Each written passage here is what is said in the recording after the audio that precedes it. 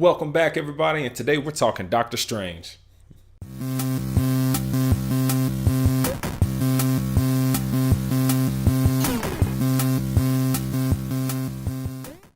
All right, Marvel's 14th feature film is out in the Marvel Cinematic Universe, Doctor Strange, and hot damn was this movie amazing. Doctor Strange is directed by Scott Derrickson and is starring Benedict Cumberbatch, Chiwetel Ejiofor, Tilda Swinton, Mads Mikkelsen, and Rachel McAdams. All right, for those of you who don't know Doctor Strange's backstory, he is an incredibly gifted neurosurgeon who essentially is a bit of an ass. I mean, he's very arrogant. He only takes cases that he knows will get him more renown and fame that he can accomplish without any real setbacks or failures. After losing the ability to use his hands in his field, he exhausts all of his money on Western medicine, finds out that that doesn't work, and then tries some type of Eastern medicine that he hears about that he thinks might work. And essentially, that's what sends him on a trek to find the Ancient One and snowball him on this path to becoming the Sorcerer Supreme. Let me go ahead and get it out the way now that I freaking loved this movie. I loved this movie, okay? This is Marvel's 14th movie, and it's up there in my top 3, hands down, with number 1 Avengers, and I interchanged these actually a little bit, Civil War, and now Doctor Strange. All 3 are amazing in different respects because they're playing to different strengths for these type of films. Visually speaking, there's nothing like Doctor Strange, period. In terms of the mystical elements of it, the epicness, the sheer just size of what they're really trying to accomplish and really show you, I think, is one of the greatest things about this movie. All right, again, when I say 14th movie, let me kind of clear that up for you just so you know. So we have 3 Iron Man films, 3 Captain America films, 2 Thor films, 1 Hulk film, and then you have Guardians of the Galaxy, you have, Ant-Man, Avengers 1 and 2, and I just blanked. Oh, and now Doctor Strange. There we go. That's 14.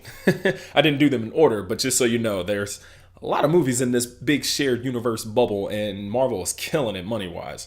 All right, you have Benedict Cumberbatch playing the title role of Dr. Stephen Strange, and without a doubt, he is my favorite part of this movie because it's freaking Benedict Cumberbatch, and the man's amazing and has a presence and charisma that rivals Robert Downey Jr. in terms of Tony Stark and Iron Man. And for the record, I cannot wait to see those 2 on screen together and see how that banter goes between them, because we finally get introduced to true magic in the Marvel universe where they don't try to explain it away with, science, which isn't a bad thing or anything like that, but it's finally cool to see magic in this cinematic universe, true magic. And getting those 2 to talk about it is going to be epic and fun. And actually, hopefully we'll even get to Illuminati status, you know what I mean? Because we got Black Panther coming, we got Iron Man, we got Tony Stark in this, we got Doctor Strange now. If we can get Black Bolt and somehow Professor Xavier into this, I'd lose my mind. But anyway, that's just me dreaming, because I'd love to see an Illuminati film. That could just be so cool.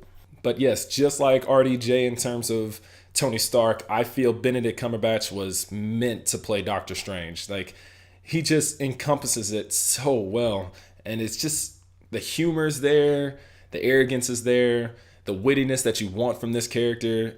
And that's another thing about this movie, is that it's so fun, and I'll get to that later.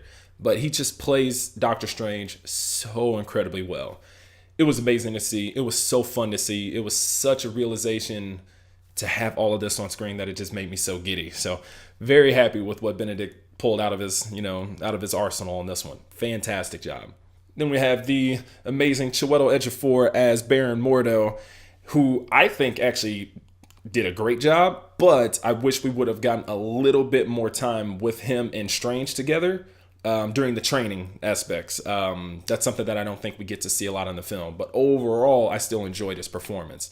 I think they really were pushing to set him up for something, a sequel, and I don't want to mention much for those who don't know much about the Doctor Strange lore, but I think that's where we're going to get a chance to really dive more into his character, although I wish we would have had a chance to see it in this film.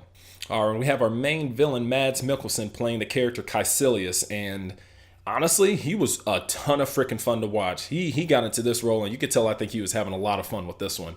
Although the same thing happens with some of the Marvel films, that we don't get enough drive and enough reason from the villain character. We get his motives, we see that. But this is such a philosophical movie in terms of the way they handle these moral dilemmas. I kind of wish we'd have had a chance to really kind of just get a couple scenes with him. So I kind of wish we had a little bit more of that, just to get a little bit more sympathy with the villain. Just going to side mention Rachel McAdams, because her character actually was pretty solid.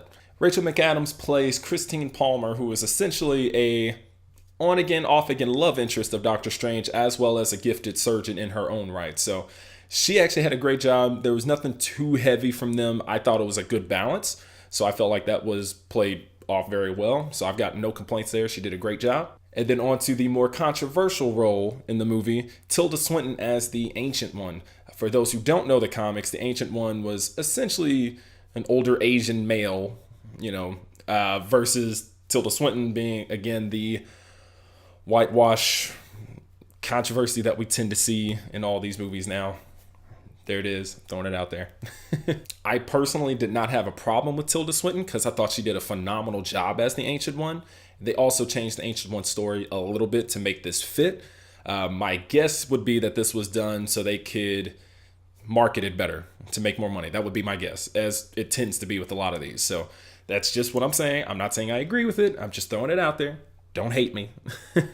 But again, overall, Tilda Swinton is so fun to watch. So I've always kind of enjoyed watching her, whether it was in, Constantine or Chronicles of Narnia, and, Snowpiercer. If you didn't check that out, she's just a ton of fun to watch. So she brings a bit of mysticism and wisdom to the character that I wasn't expecting, and I think it holds up really well. So I enjoyed watching her. Kudos to Miss Tilda Swinton. Honestly, the real star of this movie is the visual effects. So, man, I can't even begin to describe how trippy and just epic and colorful and just fun these visual effects were. Whether it was weapons that they were using, time like bending manipulation kind of stuff, like world bending manipulation, astral projection, all these really cool things that you would expect out of a magic themed movie brought to this life and realization that was just so good and so fun to watch. And no spoilers here. I'm not going to say anything about a spoiler, but the big bad thing at the end that everybody sees, pretty darn cool. And it's really funny and just awesome. And the way they did it is great. So look out for that. I hope you enjoy it. I really don't have anything bad to say about this movie. I thought the pacing was well done. I enjoy these type of origin films, so I kind of like that, but that's a bit of the wanting to see how they interpret it from the comics in me. So it's more curiosity than anything. So I enjoy some of those slower moments in, say, the first 30 to 40 minutes where they're really trying to introduce you to something and then get you to the action, which once they do, holy crap, this movie takes off at just a record just pace. Like it's as soon as magic hits, it's just straight shot to the finish. So tons of fun to watch, really epic. I love this movie. My only complaint, I guess, is really that I wanted to get a little bit more out of the villain and Mordo. I wanted to get a little bit more out of those two characters specifically. So Mads Mikkelsen's character, Caecilius, and Chiwetel Ejiofor's Baron Mordo. Because Baron Mordo has a rich history in the comics, and Caecilius, I just wanted to see a bit more brought to the table for him. But other than that, I loved Doctor Strange. I highly recommend you guys go out and see this movie. If you can, go see it in IMAX. If you can, go see it in 3D, whatever. Check this movie out. It is for everyone and a ton of fun and amazing. Just amazing. So go see it, please, for me. Go see it. Yeah? Thank you. That's it, everyone. Thank you so much for watching. I greatly appreciate it. You guys rock. You are all awesome, and you have just been notified. So don't forget to dance it out, peeps. I'll catch you on the flip side, all right?